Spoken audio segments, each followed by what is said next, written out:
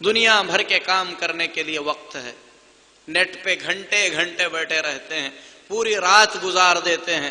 میرے محترم بھائیوں، مومن کی زندگی ان تمام چیزوں سے ہٹ کر ہوتی ہے۔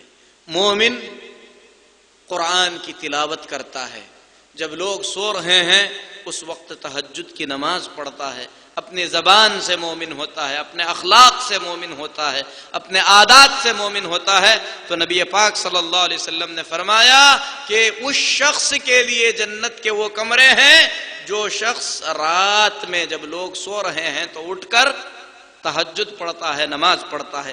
اسی طریقے سے اللہ کے نبی صلی اللہ علیہ وسلم نے فرمایا جو شخص حق پر رہتے ہوئے بھی، یعنی اس کا حق ہے، لوگوں سے لڑنا جھگڑنا چھوڑ دے، اگرچہ کہ میرا حق ہے، یہ چیز میری ہے، لیکن اللہ کے خاطر میں نے لڑنا چھوڑ دیا۔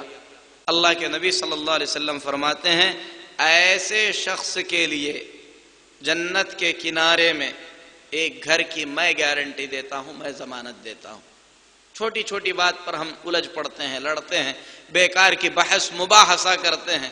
اللہ کے نبی صلی اللہ علیہ وسلم فرماتے ہیں جو اس طریقے کی تو میں سے دور رہے گا، الجھنا چھوڑے گا، بیکار کی بحث مباحثے کو چھوڑے گا، نبی صلی اللہ علیہ وسلم فرماتے ہیں میں ضمانت دیتا ہوں، میں گارنٹی دیتا ہوں کہ ایسے شخص کے لیے جنت کے کنارے میں ایک گھر بنایا جائے گا۔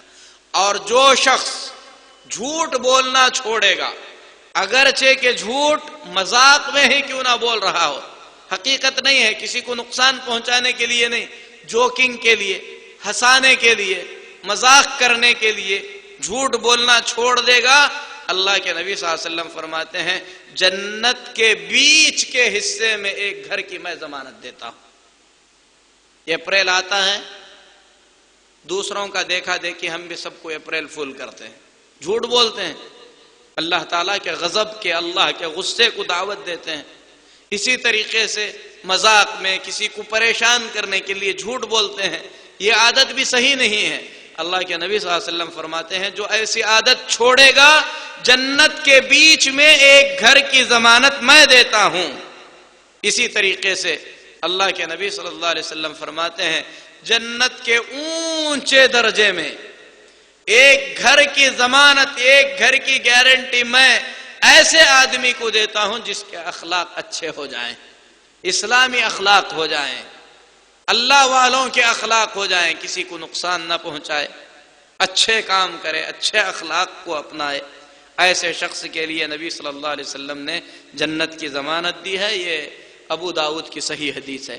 اسی طریقے سے اللہ کے نبی صلی اللہ علیہ وسلم نے فرمایا جس آدمی کی اولاد کا انتقال ہو جائے، بچے مر گئے بیماری سے، ایکسیڈنٹ سے، حادثے سے، اولاد کی موت ہو گئی، موت تو ہو گئی، اب کرنا کیا ہے؟ کچھ لوگ چیختے ہیں، چلاتے ہیں، واویلا مچاتے ہیں، کنٹرول سے باہر ہو جاتے ہیں، غصے میں آ جاتے ہیں، ٹینشن میں آ جاتے ہیں۔ اس کے بجائے جن کو اللہ پر ایمان ہے، تقدیر پر ایمان ہے، وہ لوگ کیا کرتے ہیں؟ صبر سے کام لیتے ہیں۔ بڑی سے بڑی مصیبت آئی، مومن کیا کہتا ہے؟ انا للہ و انا الیہ راجعون، ہم سب بھی اللہ کے ہیں، اللہ ہی کی طرف جانا ہے۔ بچہ اللہ نے دیا تھا، اللہ نے لے لیا، تو دکھ تو ہوتا ہے لیکن آدمی کنٹرول سے باہر نہیں ہوتا، اسے صبر کہتے ہیں، صبر کرنے والا۔ تو اللہ کے نبی صلی اللہ علیہ وسلم فرماتے ہیں جس کسی کی اولاد کا انتقال ہو جائے اور وہ اس پر صبر کرے، اللہ تبارک و تعالی فرشتوں سے فرماتا ہے تم نے میرے بندے کے بیٹے کو اٹھا لیا؟ فرشتے کہتے ہیں کہ ہاں اے اللہ ہم نے اٹھا لیا۔ اللہ فرماتا ہے میرے بندے نے کیا کہا؟ فرشتے کہتے ہیں کہ اے اللہ اس نے انا للہ و انا الیہ راجعون کہا اور تیری تعریف کی، یعنی ہر حال میں اللہ کی تعریف ہے۔ بچے کی موت ہوئی تب بھی اللہ کی تعریف ہے۔ جو ایسا کہے گا اللہ تبارک و تعالی فرماتا ہے فرشتوں سے ابنوا لہ بیتا فی الجنہ، جنت میں میرے اس بندے کے لیے ایک گھر بنا دو وَسَمُّوهُ بَيْتَ الْحَمْدِ، اس گھر کا ایک نام بھی رکھ دو. کیا نام رکھو اس گھر کا؟ حمد کا گھر، اللہ کی تعریف کا گھر. بڑا کلیجہ چاہیے اس کام کے لیے. لیکن کب آئے گا وہ؟ جب آدمی کو اللہ پر ایمان ہوگا، آخرت پر ایمان ہوگا، تقدیر پر ایمان ہوگا، اللہ تبارک و تعالیٰ کے وعدے پر ایمان ہوگا، جنت پر ایمان ہوگا. جسے ان تمام چیزوں پر ایمان ہو وہ شخص مصیبت میں بھی، پریشانی میں بھی اللہ تعالیٰ کی تعریف کر سکتا ہے. دنیا میں اگر کوئی مصیبت سب سے بڑی آئی تھی تو وہ مصیبت صحابہ پر آئی تھی. کب آئی تھی؟ محمد الرسول اللہ صلی اللہ علیہ وسلم کی وفات کے وقت. سب سے بڑی مصیبت دنیا کی اگر کسی پر ٹوٹی ہے تو صحابہ پر. نبی صلی اللہ علیہ وسلم کی موت کیسے برداشت کیے ہوں گے؟ کبھی تصور کر سکتے ہیں ہم؟ اسی لیے اگر آدمی کسی بڑی مصیبت میں پڑ جائے، صبر نہیں ہو رہا ہے، محمد الرسول اللہ صلی اللہ علیہ وسلم کی موت کی جو مصیبت ہے اس مصیبت کو یاد کرے، صحابہ کے صبر کو یاد کرے. ابو بکر کیسے صبر کیے ہوں گے، عمر بن خطاب کیسے صبر کیے ہوں گے، فاطمۃ الزہرا کیسے صبر کی ہوں گی، حسن اور حسین کیسے صبر کیے ہوں گے، دوسرے صحابہ کیسے صبر کیے ہوں گے. تو اللہ کے نبی صلی اللہ علیہ وسلم نے فرمایا جو اپنے بچے کی موت پر اللہ تعالیٰ کی تعریف بیان کرتا ہے، اللہ تبارک و تعالیٰ اس کے لیے جنت میں گھر بنا کر اس گھر کا کیا نام رکھتا ہے؟ بیت الحمد، یعنی اللہ کی تعریف کا گھر. اسی طریقے سے بیمار کی عیادت کرنا، بیمار کا حال چال پوچھنے کے لیے جانا، یا ہمارے اور کسی کے بیچ میں کوئی رشتہ نہیں ہے، کوئی لین دین نہیں ہے، لیکن وہ اللہ والا ہے، ایمان والا ہے، اس کے ایمان کی وجہ سے، اس کے اللہ والا ہونے کی وجہ سے، دیندار ہونے کی وجہ سے اس سے محبت کر کے اس سے ملنے کے لیے جائیں گے تو اللہ تبارک و تعالی اس عمل سے خوش ہو کر آدمی کے لیے جنت میں گھر بناتا ہے.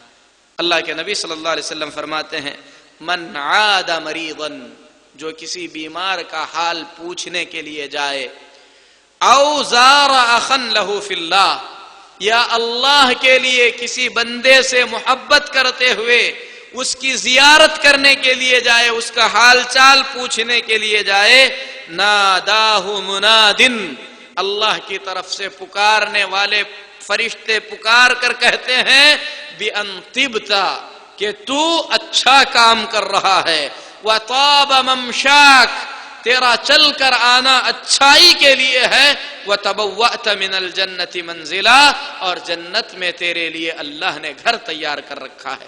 تو یہ اعمال ہیں. اس کے علاوہ اور بہت سارے نیک کام ہیں جن کاموں کے بارے میں اللہ اور اس کے رسول صلی اللہ علیہ وسلم نے بتلایا کہ ان کاموں کے کرنے والے جنتی ہیں. لیکن پہلی اور آخری شرط آدمی کے جنتی ہونے کے لیے یہ ضروری ہے کہ آدمی توحید پر رہے.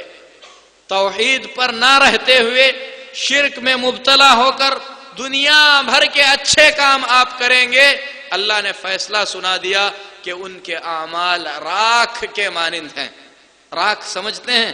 کوئلے سے جلنے کے بعد جو بچتی ہے راکھ، اس راکھ کو اگر سخت ہوا دی جائے تو جیسے اڑ کر ختم ہو جاتی ہے، مشرکوں کے اعمال بالکل اسی طریقے سے ہیں، ان کی کوئی قیمت نہیں ہے. آدمی کا جینا، آدمی کا مرنا توحید پر ہونا چاہیے.